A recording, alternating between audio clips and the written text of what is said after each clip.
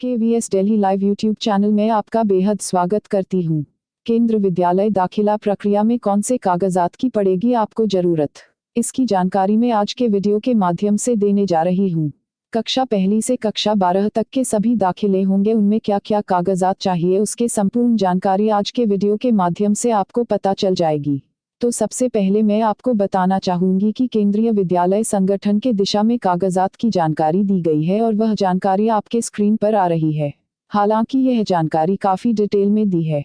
मैं कोशिश करूँगी कि इसे शॉर्ट करके इसे शॉर्ट बेसिक और संक्षेप में आपको बताऊँ। सबसे पहले बताया गया है कि केंद्रीय विद्यालय में दाखिले के लिए कक्षा पहली में बच्चे के लिए सबसे ज़्यादा जरूरी है बच्चे का बर्थ सर्टिफिकेट होना। जो बर्थ सर्टिफिकेट होगा वह जो प्राधिकृत सक्षम अधिकारी द्वारा जारी किया जाना, जबकि सरकार के किसी भी विभाग द्वारा जारी किया गया सर्टिफिकेट होना चाहिए और सर्टिफिकेट पर बच्चे का नाम लिखा होना चाहिए। बच्चे के नाम की सही स्पेलिंग होनी चाहिए। हमेशा याद रखेगा, दाखिला प्रक्रिया में स्पेलिंग बच्चे के नाम की होती है या फिर माता पिता के नाम की होती है, उसका तो बहुत मायने रखती है। अगर वे कागजात में अलग हैं तो फिर ऐसे में स्कूल तंग करते हैं और कई बार तो दाखिला भी नहीं देते हैं। तो बच्चे की स्पेलिंग के बर्थ सर्टिफिकेट में सही होनी चाहिए। और जो स्कूल लीविंग सर्टिफिकेट होता है, क्योंकि पिछले स्कूल आपने पिछला क्लास जिस स्कूल से की है उस स्कूल से सर्टिफिकेट मिलता है, स्कूल लीविंग सर्टिफिकेट कहते हैं। अगर आपका पास सर्टिफिकेट लीविंग नहीं भी है तब भी कक्षा 8वीं तक के बच्चों का दाखिला केवल बर्थ सर्टिफिकेट को आधार मानकर कर लिया जाएगा। यानी कि कक्षा 8वीं तक के बच्चों के लिए स्कूल लीविंग सर्टिफिकेट एक्सेप्टेंस में छूट दी गई है, लेकिन 9वीं 10वीं की आबादी में दाखिले के लिए स्कूल लीविंग सर्टिफिकेट चाहिए ही चाहिए। उसके बाद बताया गया है कि जानकारी दी गई है कि केंद्रीय विद्यालय संगठन के जो लोग होते हैं, जो कर्मचारी होते हैं, चाहे वे काम कर रही है या रिटायर है, उनके पोते पोतियों को किस प्रकार से रिजर्वेशन मिलता है, आरक्षण मिलता है। हमारे सांसदों के बारे में जानकारी दी है। फिर उन्होंने कहा है कि जो भी बच्चे होते हैं, स्टूडेंट होते हैं, वो RTE के माध्यम से दाखिला लेने जा रहे हैं, चाहे वो अनुसूचित जाति अनुसूचित जनजाति के हैं, BPL कार्ड होल्डर है, OBC वर्ग से है या फिर उनके पास इनकम सर्टिफिकेट है, तो जिस भी राज्य में वो दाखिला ले रहे हैं उसी राज्य का होना चाहिए। और अगर बच्चे के नाम का सर्टिफिकेट नहीं है बच्चे के नाम का, तो पिता के नाम का सर्टिफिकेट दिखा सकते हैं। और ऐसे में जो सर्टिफिकेट फादर के नाम का दिखाया जाएगा उससे आपका दाखिला तो हो जाएगा, लेकिन 3 महीने के इस टाइम पीरियड में आपको बच्चे के नाम का सर्टिफिकेट बनवाना होगा और उसके बाद आपको सबमिट करवाना होगा, लेकिन ज़्यादा समय आपको नहीं दिया जाएगा। और अगर बच्चा दिव्यांग है तो आपको दिव्यांगता जो बच्चे की है उसका सर्टिफिकेट भी आपको सरकारी अस्पताल के द्वारा बनाकर देना होगा और वह आपको सबमिट करवाना होगा। दाखिले के लिए बहुत से लोग ट्रांसफर, जिनके पेरेंट्स सरकारी कर्मचारी होते हैं बच्चों के, चाहे वह राज्य सरकार से जुड़े हैं,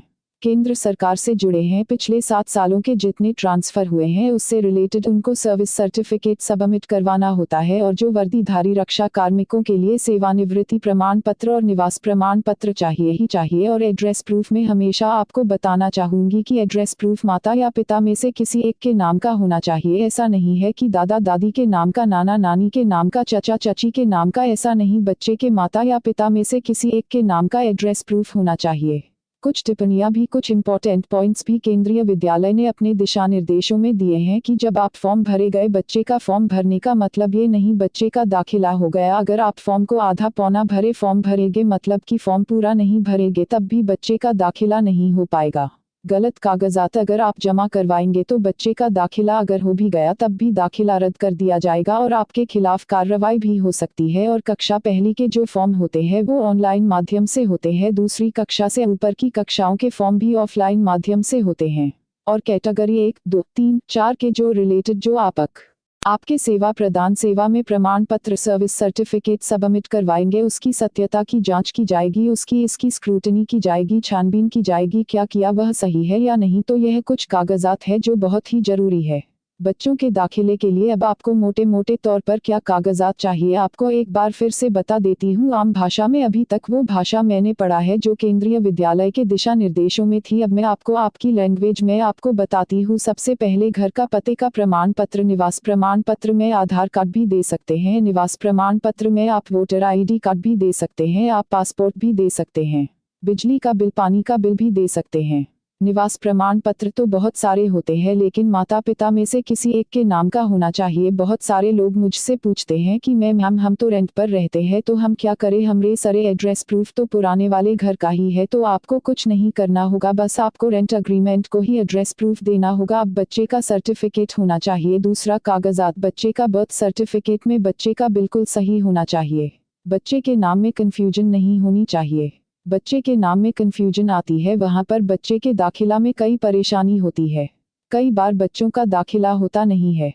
तीसरा, आपको चाहिए बच्चे का पासपोर्ट साइज फ़ोटो, और जो फ़ोटो होता है उसमें आपको ध्यान रखना होगा कि फ़ोटो साफ़ सुथरा हो, और उसकी ज़रूरत पड़ेगी आकर आपको दाखिले के लिए कैटेगरी के सर्टिफिकेट चाहिए होगा। SC ST OBC single girl child category के लिए होते हैं सब सर्टिफिकेट जिसमें आपके बिलोंग करते हो कैटेगरी का सर्टिफिकेट चाहिए होगा। कई बार होता है कि प्रीवियस क्लास की रिपोर्ट कार्ड मांगते हैं। कक्षा 8वीं तक बच्चों के स्कूल लीविंग सर्टिफिकेट एक्सेप्ट होता है। दाखिले के समय अगर बच्चे के नाम का सर्टिफिकेट नहीं है तो फादर के नाम का सर्टिफिकेट चल जाएगा, और बाद में आपको बच्चे के नाम का सर्टिफिकेट स्कूल में आपको सबमिट करना होगा 3 महीने के अंदर अंदर। बहुत से लोग जो RTE के माध्यम से अप्लाई करते हैं, बल्कि कागजात में कई जानकारी नहीं दी गई है, लेकिन मैं आपको बता रही हूँ कि जो लोग RTE कैटेगरी के तहत अप्लाई करते हैं उनके घर से स्कूल की दूरी 5 किलोमीटर से कम होनी चाहिए।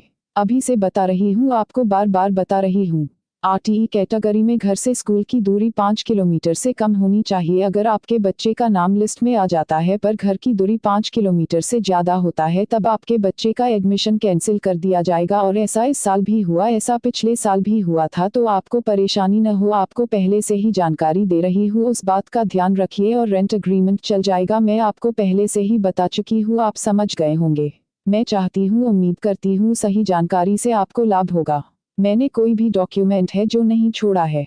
अगर आप इस कैटेगरी संबंधित तो आपको उसी कैटेगरी संबंधित कागजात देंगे। सर्विस कैटेगरी से है तो आपको सर्विस कैटेगरी सर्टिफिकेट देंगे। सिंगल गर्ल कैटेगरी से है तो सिंगल गर्ल कैटेगरी का सर्टिफिकेट देंगे। SC ST OBC कैटेगरी का सर्टिफिकेट देंगे। EWS कैटेगरी का सर्टिफिकेट देंगे। BPL कैटेगरी का सर्टिफिकेट देंगे। तो जिस भी कैटेगरी के तहत आप आ रहे हैं उस कैटेगरी का कागजात भी आपको देना होगा। एक सेकंड, ज़्यादा कैटेगरी में आप आते हैं तो आपको सभी कैटेगरी संबंधित कागजात आपको देने होंगे। तो यह सभी जानकारियां बहुत महत्वपूर्ण है। बहुत बार कागजात से संबंधित पूरी जानकारी होते हुए लोगों को पता नहीं होती और हो जाती है मुश्किल। फिर भी कोई ऐसा सवाल है जो कागजात से संबंधित हो जिसका जवाब मैंने नहीं दे पाई, तो आप यह सवाल मुझसे पूछ सकते हो कमेंट बॉक्स में। केंद्र विद्यालय दाखिले का मौका सभी बच्चों को मिले और इस बार अधिक से अधिक बच्चों का प्रवेश केंद्रीय विद्यालय में हो। मैं आपसे एक नई वीडियो के साथ मिलता हूं, तब तक मुझे अनुमति दें और चैनल को सब्सक्राइब करना न भूलें।